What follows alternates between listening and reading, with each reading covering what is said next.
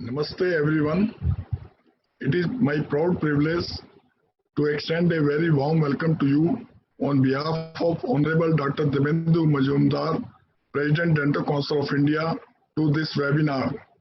This is the 10th webinar in the series of webinars being organized by DCI on various subjects of dentistry for the benefit of dental students, faculty members, and practitioners and other stakeholders. I would like to give few instructions for the attendee. The DCI webinars are free of cost for all attendees. Please note that the attendee had to register for each webinar separately. At the time of registration, complete and proper details must be furnished since the same will be captured for generating e-certificates and CD points. No request for any change or modification in their details shall be entertained. An e-certificate of attendance will be conferred to all attendees, including undergraduate students, international attendee, non-dentists on their registered email.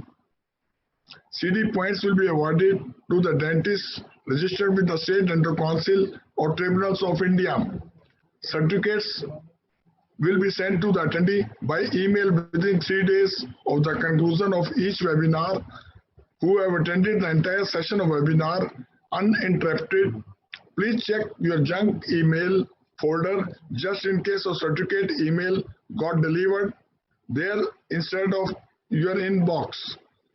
Attendee may also download their certificates from the webinar section of DCI website. Make sure that you follow these instructions scrupulously to avoid any inconvenience.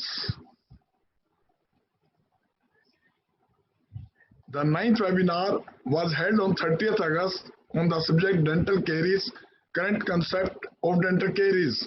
The name of top 5 dental colleges with highest attendance at the 9th webinar are Sibar Institute of Dental Sciences, Guntur, Andhra Pradesh; Sardar Patel Postgraduate Institute of Dental and Medical Sciences, Lucknow, UP; JKK Nataraja Dental College and Hospital, Kumarpalayam, Tamil Nadu; Yogita Dental College Hospital, Khed, Maharashtra; Saraswati Dental College, Lucknow, UP. The DCI appreciates and congratulates all UG and PG students, faculty members of these dental colleges for attending the 9th webinar in highest number and making it a great success. The DCI expects the same response from other dental colleges too in the upcoming webinars.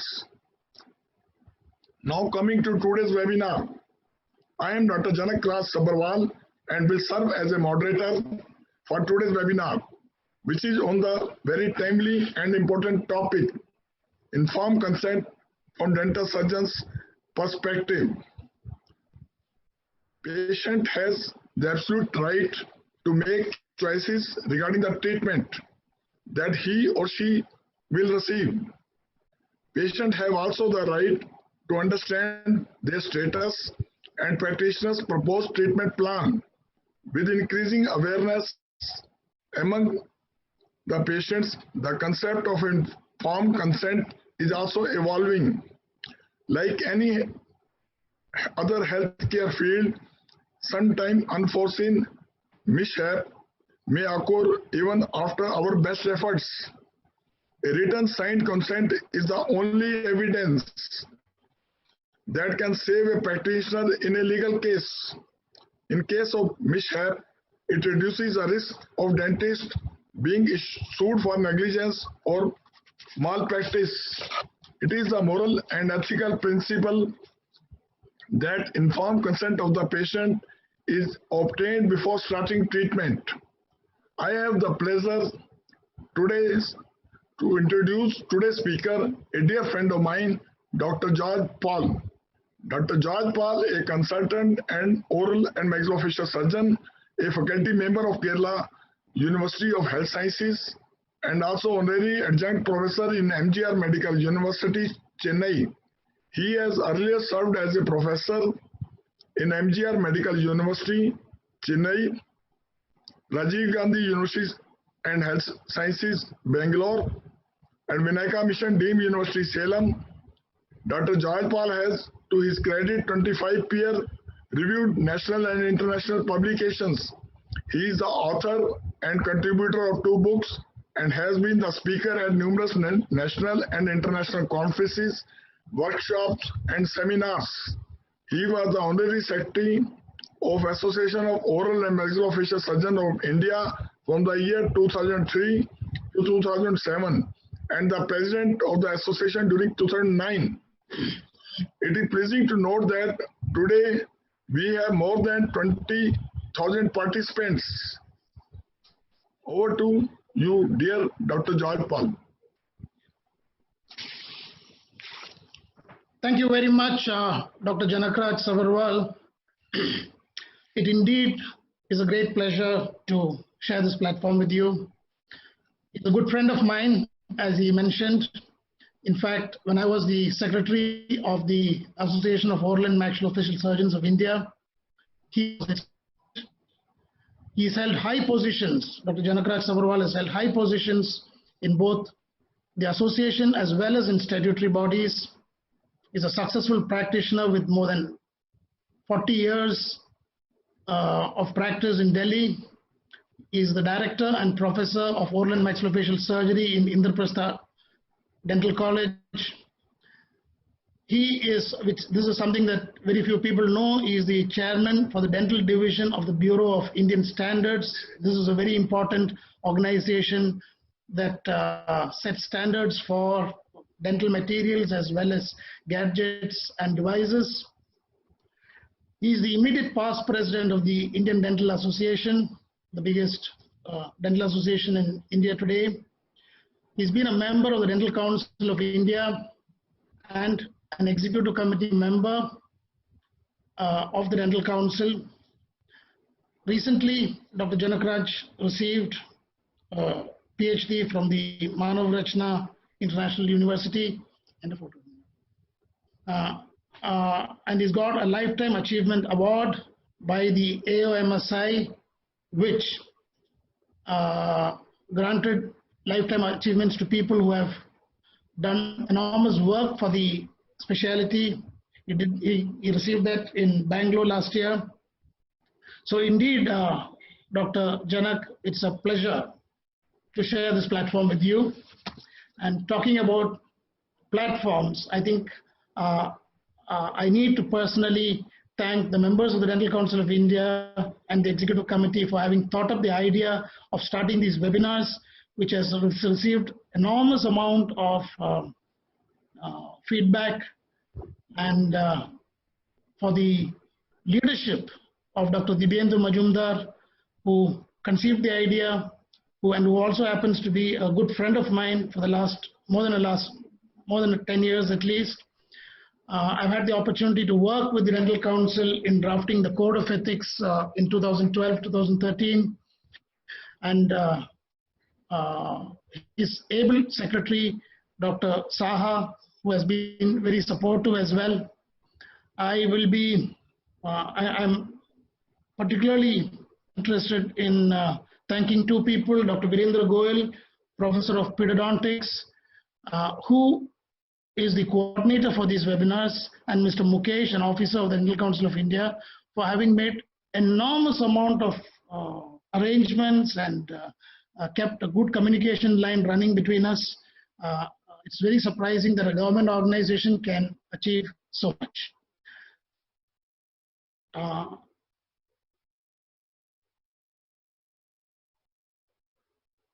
Without much ado, I would like to go on to the topic for the day.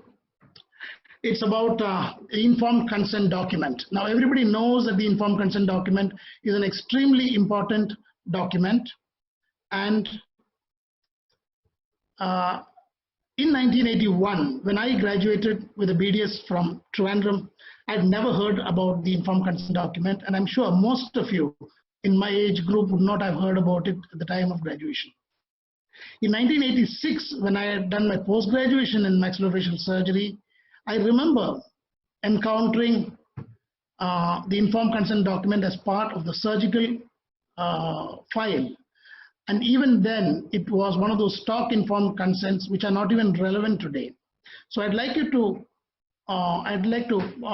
place before you the format with which I'm going to go ahead with this topic. It's going to be only 40 minutes or at the most 45 minutes, because I believe the attention span of a normal person is only that much. And during this period, I'm going to make you understand what an informed consent document is, and we'll tell you something about the special informed consent documents in these COVID times, and a slide or two about informed consent documents in research. Now, in 2015, there was this landmark judgment in the US where informed consent document became extremely important as a patient autonomy centered document, and any inadequate or absent informed consent became grounds for negligence. Following this, a spate of litigations began all over Europe and the US. And this particular information was released in March 2020, which says that absence of an informed consent document or failure to give an adequate informed consent document was responsible for a fourfold, there's a quadrupling of the number of cases and litigations which were filed. And there was a tenfold increase in situations where informed consent was one of the issues in a litigation. So this is really frightening, because even in India, we're going to have this problem over the next few years. With this background, we would just go into a short historical sketch to understand it. Now, all of us know that there are two words, informed and consent. The name of the document has informed and consent in it. Now, I'm very sure that through the ages, probably at the time of Sushruta or even Hippocrates and the medieval times, consent was always there. Patients always gave consent when they were going to be treated. But it never became a document, a legal document. And that legality was given to consent only in 1914 with the Schoellendorf case. It took another 50 years for this consent to be made on the basis of information given to the patient. The doctor giving information to the patient based on which the patient took a consent. So that is how you have the word informed consent. They used jointly today to convey a very important meaning to the document. There have been other cases as well, and today as we know it, we know that a lack of an informed consent is adequate grounds for medical negligence. And this makes the informed consent a very important document in our medical or dental practices. So let's try to understand the what, when, why, and how of an informed consent.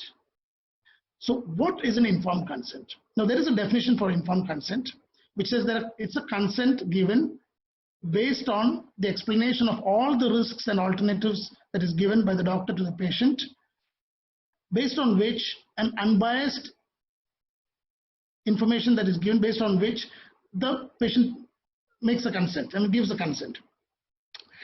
If you want to paraphrase the whole thing, it would come into 4 words. It's a consent based on information. Now, we saw this is required in a situation of risk. So we need to understand what is risk. Now, we all know, we all use the word very casually, but in a definition, a risk means a chance of an injury. Now, let's take each of these words. Now, what is chance? Chance is the possibility of something happening. Now, this happens very often in our practices. We know that if everything goes well, there is no problem. But every procedure that we do in our practice, whether it's dentistry or medicine, there are certain uncertain events that can take place. That is chance. And if that uncertain event takes place, it may cause an injury to the patient, which is something that the patient has no utility for. That's called a disutility. So if there is an uncertain event and there is a disutility, it becomes a risk. So we need to understand what risk is. So the commonly asked question is, when do I take an informed consent? Now this is a question that is always asked because people do not know in which situations do you take an informed consent, when do you not need an informed consent. The key word here is material risk. A material risk is what? A risk which would be significant. Now you can't define significance because it's a very relative term, and the patient should understand this risk and the doctor should understand that the patient is understanding the risk. So let me give you some more clarity on that. So what risks are material? Which are the risks that you need to tell your patient, which the possibility of that happening?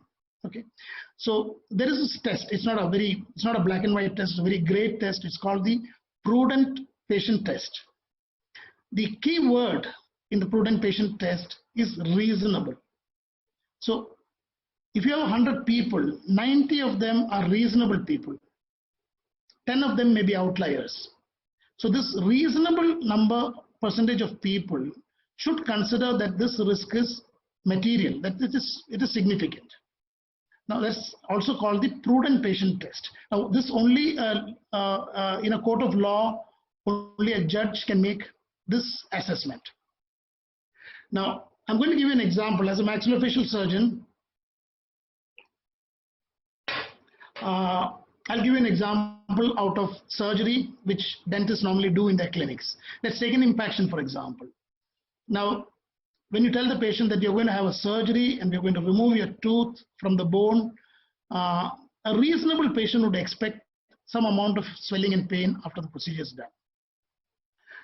And that because the operation was done inside the mouth, there would be some restriction in diet. And in many of the Western countries, these are done under sedation. So there might be some period of hospitalization, a few hours maybe. Forget about hospitalization. But swelling, pain, and a restricted diet is a reasonable expectation or a foreseeable expectation after an impaction. Now, there are several things which are unexpected consequences. Unexpected for the patient, not for the dental surgeon. Dental surgeon knows that several things can happen. Now these might include, dilacerated tooth, a root may have to be left behind. It might be pushed into the lingual fossa. It might be pushed into the inferior alveolar canal. It can be pushed into the maxillary antrum. There could be neurosensory disturbances in the form of loss of taste or sensation on the tongue. Very deep impactions can sometimes cause fractures of the mandible. Now these are not expected by the patient. So when they're not expected by the patient, it becomes an unexpected consequence. The doctor can expect them, and this has to be included. Now let me take you through some more. The informed consent is actually part of a contract. It is not a contract. A lot of people think that it's a contract between the patient and the doctor. No, it's part of a contract. Now, to understand that, let me explain what a contract is. Now, when you put up your sign in front of your clinic, it is an invitation. Every contract has an invitation, agreement, and execution. Now, you invite the patient into your clinic. The patient coming into your clinic has agreed to come in and get treated. Finally, when you have given them the treatment plan, the patient gives you permission. This permission that the patient gives the doctor is the consent. Now, this consent is based on several things. That's why it becomes an informed consent. Now, how do they give the consent? Traditionally, all of us, at least people in my age group, the traditional consent has always been a verbal consent. A patient comes in and you have a look and you say, okay, this tooth is badly damaged and you need a root canal or you need an extraction. The patient says, right, doctor, I'll go ahead with that. And you ask them a history and get their medical background. And you tell them that I'm going to give you a local anesthetic and extract the tooth. That patient has his extraction and walks out happy with his prescription. Verbal contracts are accepted in courts of law. But unfortunately, if there is a consequence of your treatment which is unacceptable, if you have a complication, even if it is something that happens as a sequelae to a procedure, like an instrument separation or a broken tooth or something like that, If it is not written, the patient may deny that a verbal consent was given. And that is the reason why informed consents these days need to be written. It's very important that you write down these the consent that is given by the patient.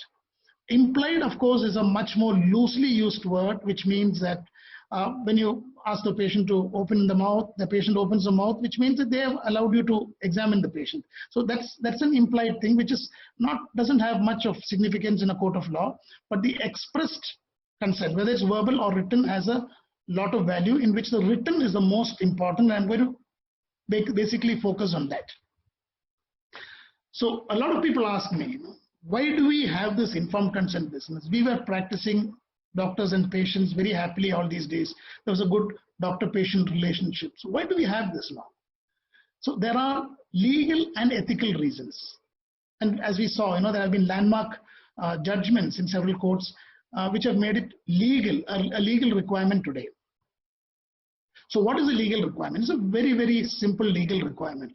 Every person, at least in a democracy, has a right to take a decision regarding his own health and how it is treated by somebody else, how somebody else is going to, what they can do to him or do to him or her, or not do to him or her. And that is a right that every patient has. And every doctor has a corresponding duty to explain all the possibilities, benefits, as well as risk to the patient. Now, this is the legal principle on which informed consent is based. But there is also an ethical principle. Now, ethical principle is slightly different from legal principle because this is morality. So there are 4 principal ethical features: autonomy, beneficence, non-maleficence, and justice. Now, as far as informed consent is concerned, the most important one is autonomy, which means the patient's right to decide what is done on him or her. Of course, you have several others: dignity, honesty, and things like that. So, as far as an informed consent is concerned, autonomy as a central principle is the most important one, and it is a moral obligation from one human being to another. Since both the doctor and the patient are human beings, this is what is required. Now, autonomy is directly opposite to non-paternalism. Now, traditionally, doctors have been very paternalistic, in the sense a doctor feels that whatever he says is right, and he probably knows what he's doing. But even whether he is right or whether he is not, ultimately it is the patient who decides whether you can do what is right or not right on him. So the patient's wish is absolutely supreme. And why dentistry? Now, that's interesting because if you are having a heart transplant or if you're having a major cancer surgery, patients expect certain amount of morbidity and mortality, but not with dentistry. They feel that they can expect significantly. There are high expectations. The tolerance for an error is much lower, and dentists are generally considered to be very expensive. There's a high cost involved in this. So all of this makes dentists particularly vulnerable, and we need to be very careful in the coming decades. Another question that is often asked to me is, what do you include in an informed consent and what do you exclude? Now, that is a very sensible question. Now, the things that you include, let's say I'm going to take dentistry. Virtually everything that's done in a dental clinic has to be included in an informed consent. Whether it's a denture, crown, bridge, root canals, extractions, whatever. Maybe examinations do not need to be included, and even x-rays, if you're using an OPG in a pregnant woman, you probably would need to take an informed consent. The others I'll come to in a couple of slides from now. Now, there are exceptions. So from what I said, virtually everything that you do in a clinic is open to an informed consent. Now, there are exceptions. Today, we have the COVID infection, the COVID pandemic that is going on. And what happens in a COVID pandemic is that people are taken from their homes and quarantined. You don't need an informed consent for that. you can be forcibly tested. You don't need an informed consent for that. Now, if a patient has an arrest, a cardiac arrest in your clinic, and you do a CPR and break a few ribs, because there is imminent death if you do not do that, you don't need an informed consent to do that. You don't waste your time preparing an informed consent then minors or people who do not have the capacity to legally contract, that is, either they are very young or they are too old or they have a mental disorder, they are called incompetent patients. So they cannot give you an informed consent, so somebody else does it on their behalf. There's something else which is very interesting, which is called the therapeutic privilege, which is a very gray area. Now, sometimes, not so much in dentistry, but say in cancer and things like that, there is let's say there's a 20 or 30% chance that the patient will die. Now, making the person sign an informed consent with that kind of a grave situation pending is probably not a right thing to do. So sometimes you may want their relatives to sign the informed consent. And very importantly and finally, there's something called a patient waiver. Now, autonomy means you have the right to decide what is done to you. That same autonomy gives you a right to not have something done on you. That is called a patient waiver. A patient can say, I do not want to hear the result of this biopsy. I do not want to know what you are going to do. I let my son or my daughter or someone else decide for me. That is also autonomy. So that is also a waiver, which is an exception for informed consent. Now, some of the informed consents that we normally come across, we think that it's not required, includes, like, for example, a CT scan. Now, in a small child, a CT scan may emit a lot of radiation, so you may want to get an informed consent for that. People who have claustrophobia may find it difficult to go into an MRI gantry. So you probably require informed consent for all these. Now, HIV testing. Now, a lot of people, including me, we just ask them to have special serology or HIV testing done. You're not allowed to do that.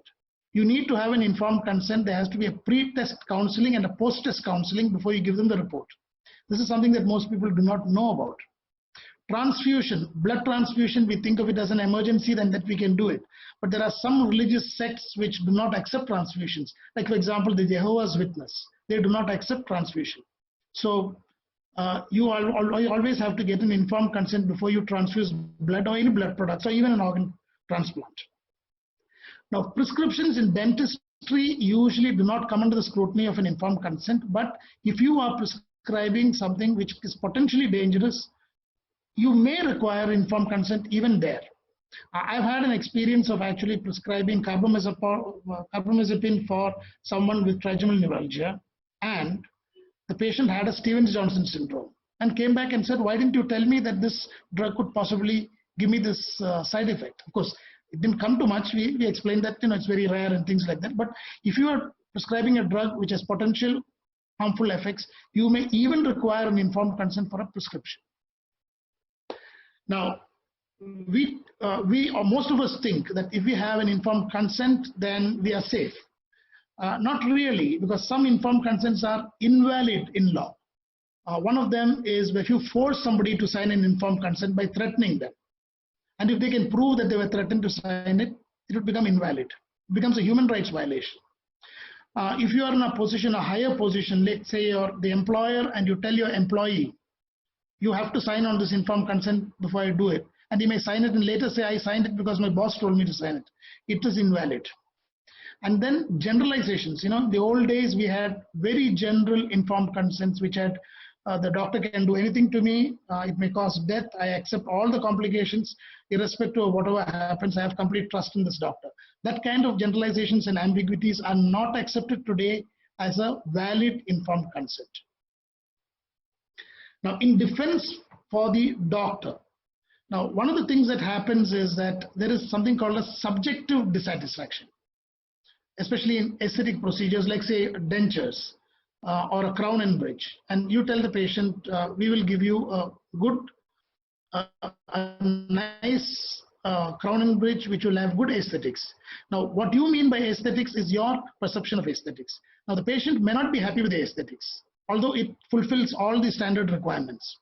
So if the patient says, I'm dissatisfied with it, then that may not hold in a court of law, because a subjective matter cannot be brought into negligence. The other thing that you can take as defense is something that is absolutely unheard of happens during a procedure. That includes death. Very rarely do you have people dying on the dental chair. And if it happens and you have no idea why it happened, despite taking all the precautions it happens, then you call that a hand of God, the famous Maradona's hand of God analogy. And you can take exception in a court of law based on hand of God, where you do not know why it happened. There is something else that happens, that life or limb is not the correct word to use here. It is interruption of a procedure to get another informed consent. It's happened to me once. I was doing a vascular lesion, and I realized at one point that the patient lost so much blood that we would have to do a resection. So my assistant held on while I went out and took informed consent to do a resection of the mandible, which was not there in the original informed consent. This could happen while you're doing a dental procedure. You remove one tooth and find the other tooth is also badly damaged, so you have to remove 2 teeth. You can always, mid-procedure, get an informed consent, or at least get leave in a court of law if that requirement comes up. So what is the relationship? By now you probably have an idea about what is the relationship between informed consent and negligence. Now, informed consent is closely associated with negligence. Let us see how.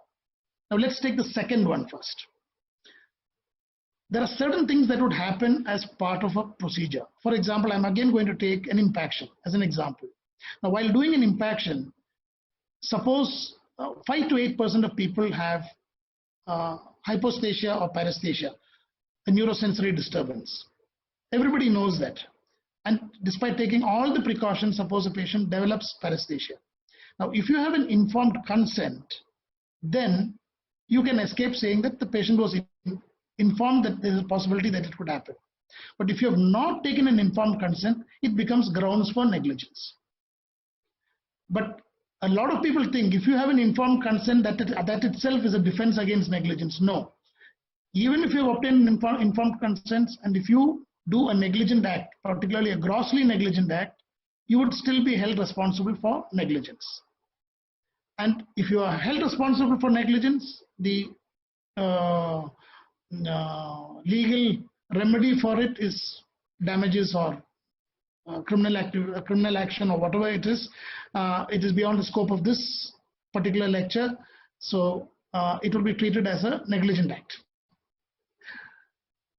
So how do you prepare an informed consent?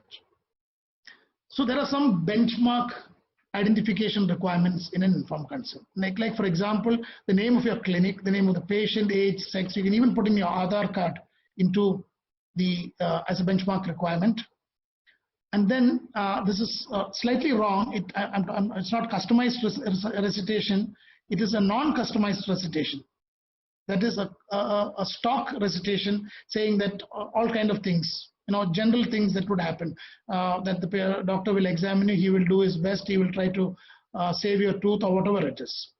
Then specific to the patient, you need to make a subclause specifically pertaining to the procedure you're going to do and the risks and the benefits that are going to accrue from that. And then of course you have the signature of the patient. If suppose the patient is a minor, the signature of a guardian or a next of kin. And if there are illiterate people, which would happen very often in India, you can actually read it out to them or explain it to them. But in those situations, you need a third-party witness. And these days, they even ask you to videograph it. And finally, of course, the signature of a doctor. And dentists famously don't date and time their documents. So date and time is very, very important if it goes into a legal situation. All informed consent should always be in the language which the patient understands, the vernacular language. There's no point in writing a informed consent in English and giving it to somebody who doesn't understand English. And the other two have already been dealt with. Finally, there are special informed consents. The important special informed consents that we use today are the videographs. In the US, more and more, particularly in critical cases, they use video recording. And even Braille has been used for blind people to read the informed consent. But of course, you can always tell it out to them, and if they can hear, they would understand what it is. Now, COVID, since March 2020, we in India are in the COVID era. There are certain modifications. I heard a WhatsApp of some Supreme Court lawyer saying that there is no difference in negligence in the period of COVID. No. Circumstances create exemptions. So during the COVID era, several of us did not practice. Some started practicing subsequently. Many people still do not use aerosols, and scaling is generally not done by many dentists. Now, all these can be brought into your informed consent. Now, there may be procedures. For example, the AOCMF, that is the organization which deals with trauma, dealing with trauma of the facial region, they have suggested that you try to avoid open reductions as far as possible and do conservative closed reductions, or use self-threading screws to avoid splashes and saliva aerosols. Now, the same thing can be said about crown, bridge cutting, and things like that.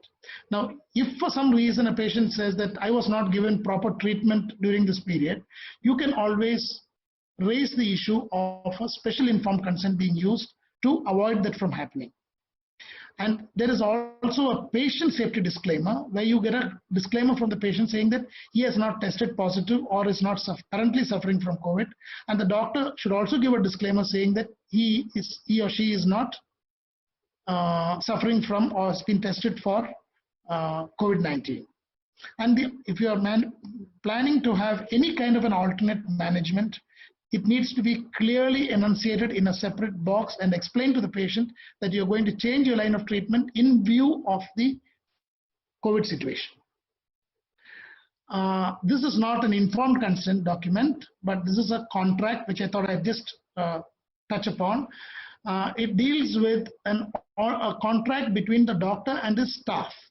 Now, the staff spend only about 6 to 8 hours in your clinic, and the rest of the time they are at home meeting other people. There might be social interactions, and they could pick up this virus anywhere.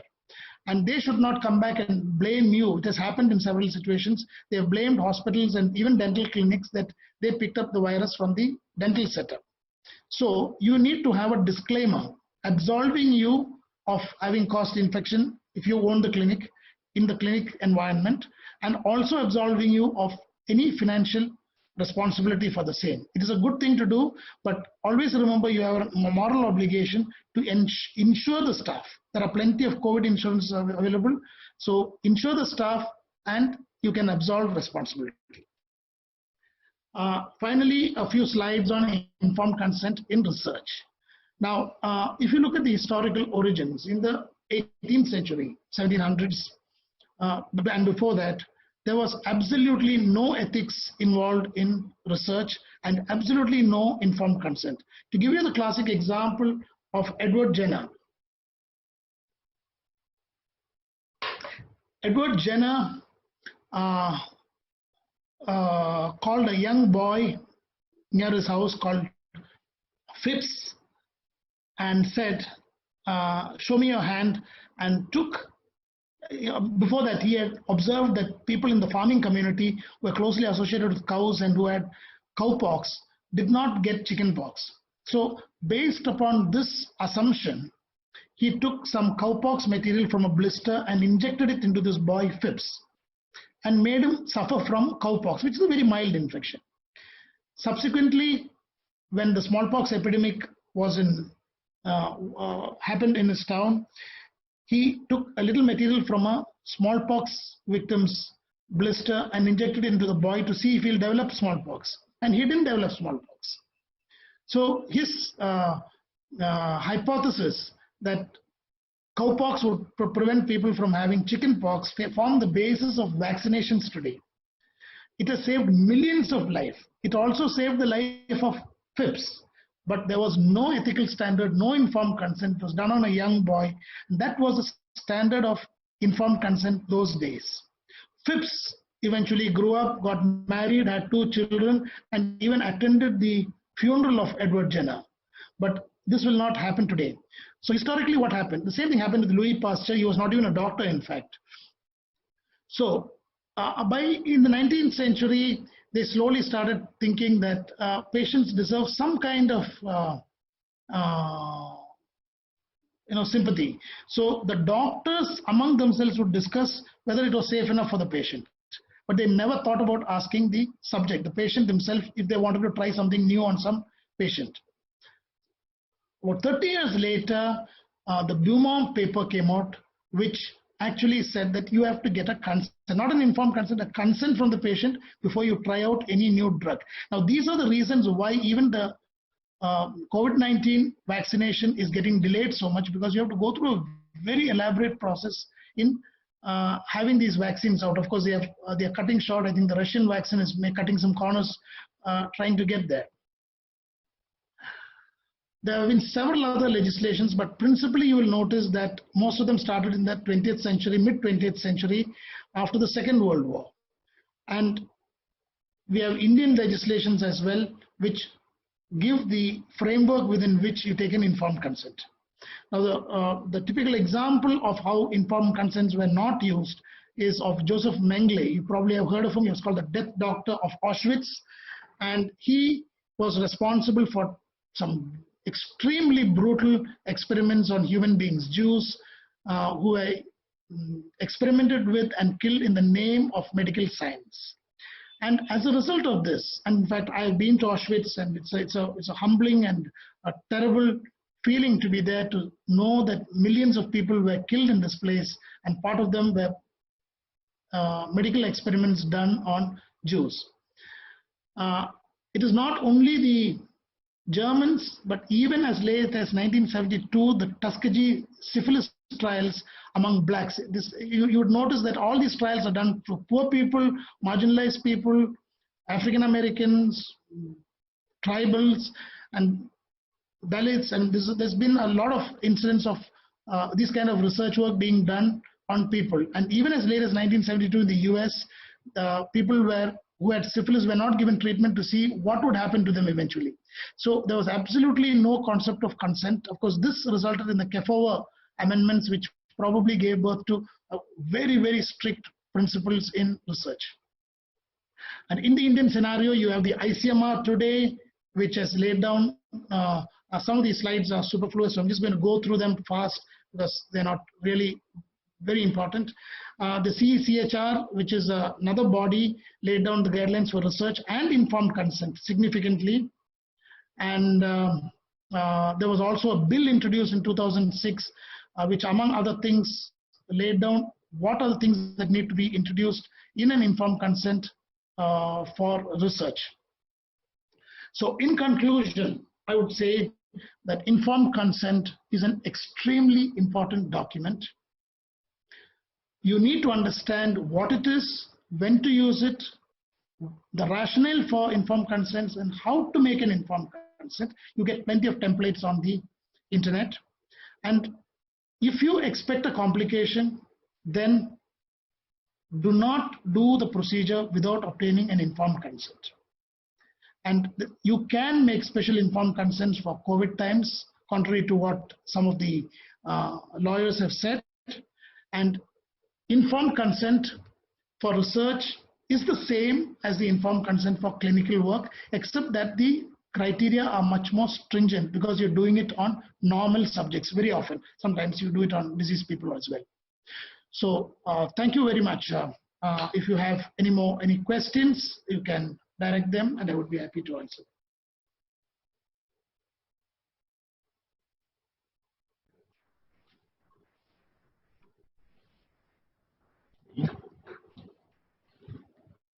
Thank you, dear Dr. Joypal, for your wonderful presentation.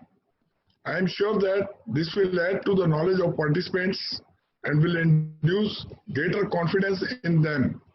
Now let us take up the questions put up by the participants. The first question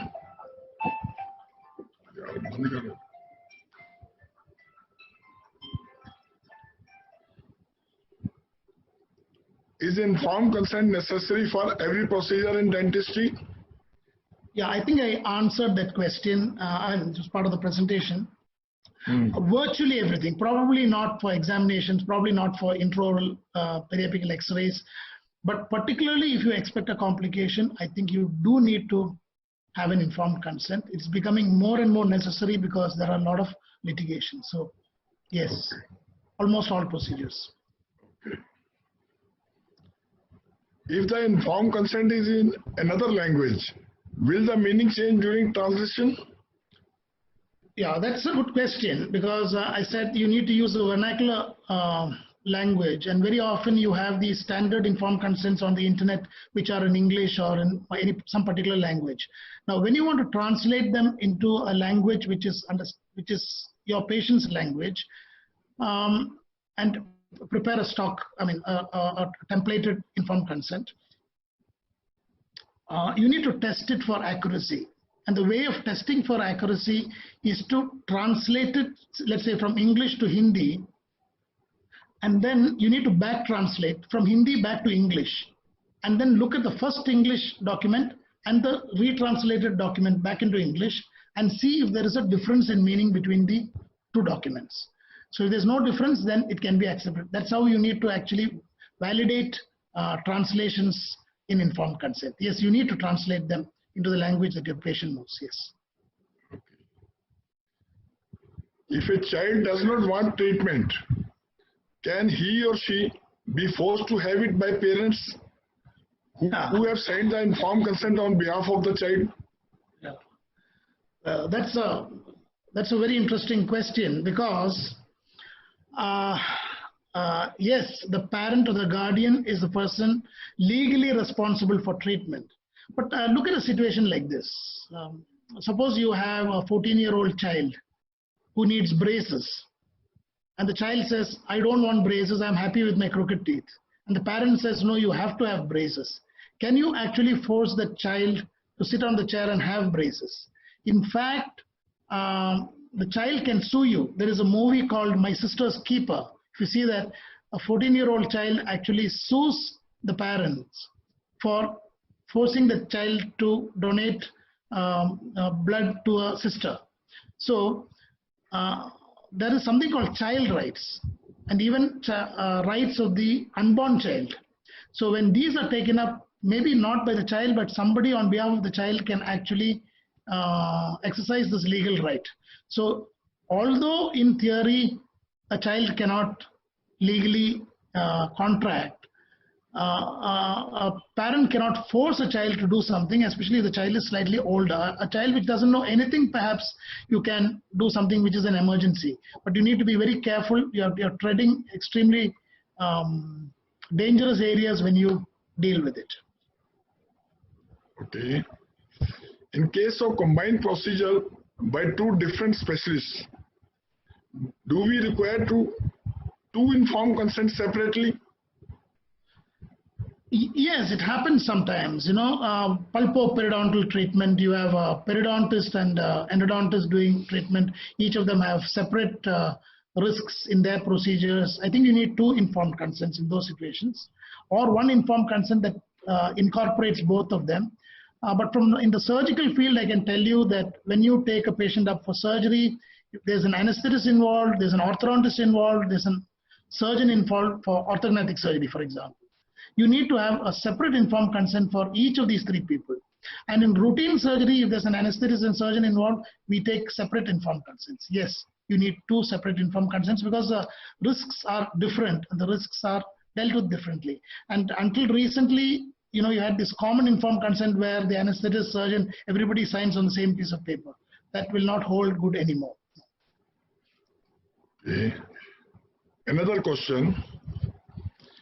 If patient does not reveal hidden disease, would informed consent be considered invalid? Yeah, see, doctors take defense in the informed consent, saying that, we have explained to them all the possibilities. Now, if you have a patient who comes in with hypertension, if for any reason you have not actually checked the BP, and the patient hasn't told you he's hypertensive and he has a hypertensive crisis, or there's increased bleeding or something like that, you can always turn around and say that as part of the history taking process, they didn't tell me, and therefore I could not include this particular complication as part of my informed consent. So it is a defense that a dentist can take, yes. But of course, all these are subject to your lawyer's ability to argue your position well. So you need to be careful. It's always good to take pointedly ask questions and take a history. Okay. Another question. In emergency procedure, can we obtain an oral consent? In an emergency procedure, you don't need to obtain a consent at all. Like, for example, if the patient is unconscious, has a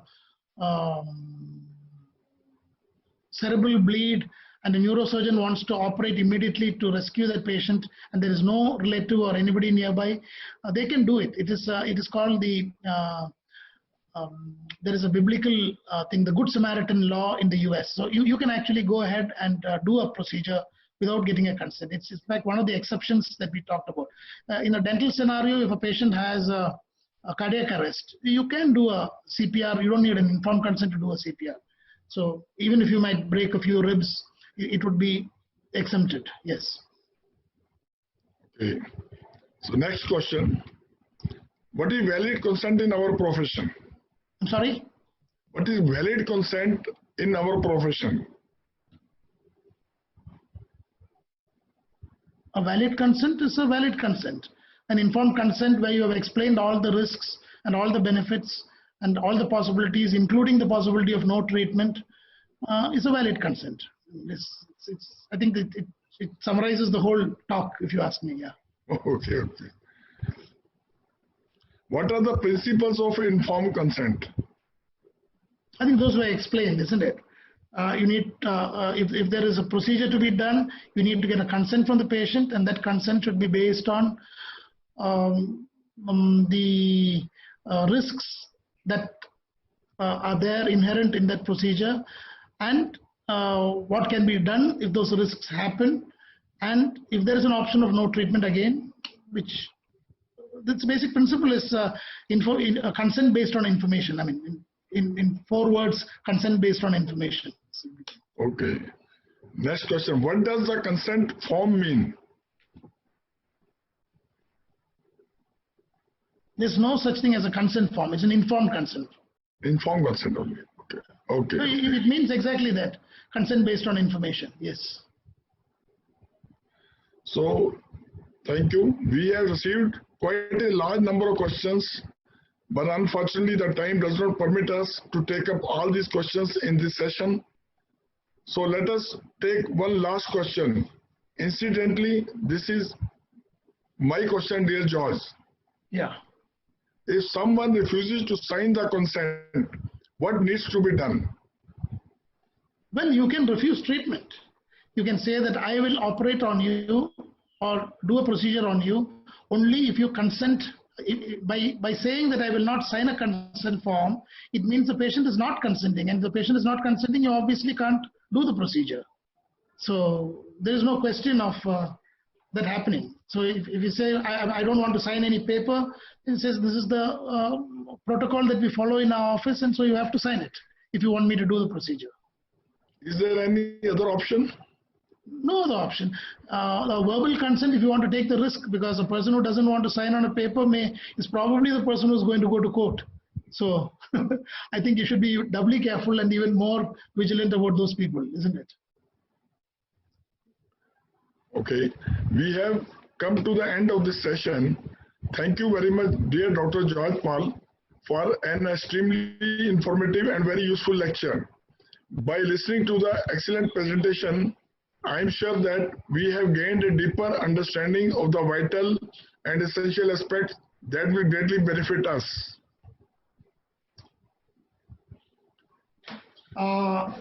Thank you very much, Dr. Janakraj Sabharwal. It was a pleasure to share this platform with you, my good friend. And I also take this opportunity to once again thank the Dental Council of India, its members, the EC members, the President and Secretary of the Dental Council, and all those people handling the webinar and for creating this platform and running it so efficiently. I thank all of them. And I heard that there are almost 20,000 people, or is it, I don't know whether that many people have tuned in. And to all those who are listening, I'd like to thank you for having given me the privilege of talking to you on this. And if you have any doubts that you want to clarify personally, you can email me on the email ID that I have given on the slide. And back to you again. I would like to once again announce the names of top 5 dental colleges with highest attendance in the 9th webinar held on 30th August this year. These are Sibat Institute of Dental Sciences, Guntur, Andhra Pradesh. Next, Sardar Patel Postgraduate Institute of Dental and Medical Sciences, Lucknow, UP. JKK Nataraja Dental College and Hospital, Tamil Nadu State. Yogita Dental College and Hospital, Khed, Maharashtra. Saraswati Dental College, Lucknow, Uttar Pradesh. Hearty congratulations to all. I have to inform you the next webinar, the 11th in the series, will be held next Sunday, the 13th September 2020 at 4 p.m. on the topic Management of Traumatic Injuries to Young Permanent Teeth. This will be about 120 minutes duration, and the attendee will get 2 CD points. The speaker is Dr. Virender Goyal, Professor and Head, Guru Nanak Dev Dental College and Research Institute, Sunam, Punjab. And the moderator is Dr. Rakesh Kishan Gupta, Principal Department of Pedodontics, Indira Gandhi Government Dental College, Jammu. On behalf of the DCI, I request all the dental colleges and other stakeholders to take advantage of this unique initiative of DCI for enhancing the knowledge and skills and attend the webinar in a large number. Information about feedback form.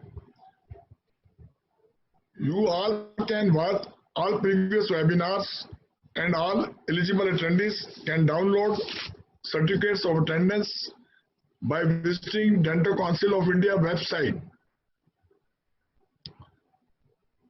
On behalf of DCI, I request all the participants to fill in the feedback form that they will receive by email along with the certificate. I take this opportunity to express my heartfelt thanks and gratitude to respected Dr. Divyendra Majumdar Sir, President Dental Council of India, Dr. Sabyasachi Saha, Secretary Dental Council of India, members of EC and all members of DCI for reposing trust and confidence in me and giving me a chance to act as a moderator in the webinar.